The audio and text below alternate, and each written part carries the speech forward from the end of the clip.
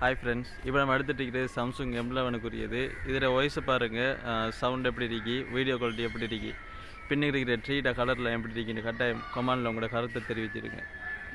இந்த வீடியோ வந்துட்டு Samsung M02s எடுக்கப்பட்ட வீடியோ. இதில் சவுண்ட் குவாலிட்டியை பாருங்கள், வீடியோ குவாலிட்டியை பாருங்கள், அந்த பின்னுக்கு இருக்கிற ட்ரீயை கலரை பாருங்கள். கட்டாயம் எல்லாம் உங்களோட கருத்தை கமெண்டில் தெரிவிச்சிருங்க.